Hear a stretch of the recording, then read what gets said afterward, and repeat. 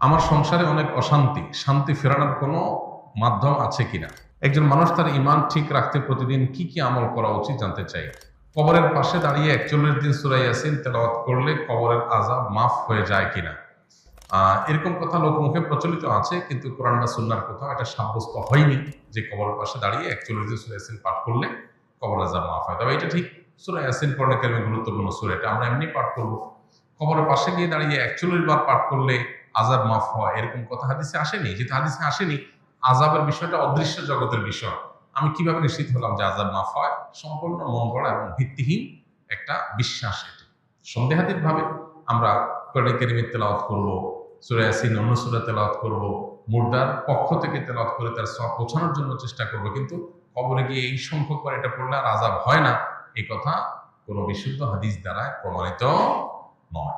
আমার সংসারে অনেক অশান্তি, শান্তি ফেরানোর কোনো মাধ্যম আছে কিনা? ভাই, সংসারে অশান্তি দূর করবার জন্য কাউন্সিলিং এর দরকার। স্বামী স্ত্রীর মধ্যে বা বউ শাশুড়ির মধ্যে কার সাথে কার অশান্তি হচ্ছে, এই বিষয়গুলো নিজেদের মধ্যে বোঝাপড়া বাড়ানোর জন্য, সমস্যাগুলো দূর করার জন্য নানাবিধ কাউন্সিলিং এর উদ্যোগ হওয়া উচিত। মধ্যস্থতাকারীদের মাধ্যমে সমাধান করার চেষ্টা করা উচিত। আমাদের দেশে এই সমাধানের পথটা খুব একটা নাই।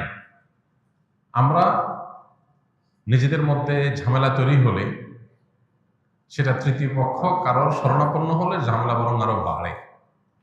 মূলত এই বিষয়ে যারা এক্সপার্ট আছেন, যারা মনোমালিন্য, দ্বন্দ্ব, কলহ এগুলো দূর করার জন্য অভিজ্ঞ, তাদের শরণাপন্ন হয়ে কাউন্সিলিং দরকার।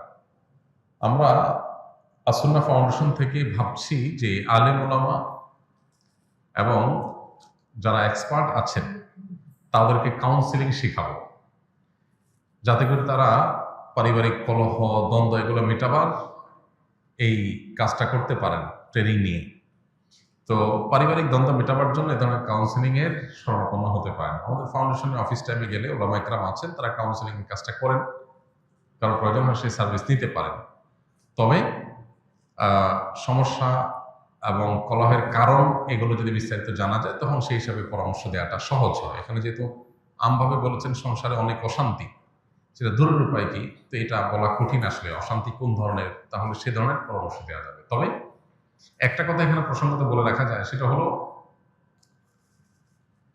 সেহের বা ব্ল্যাক ম্যাজিকের কারণে,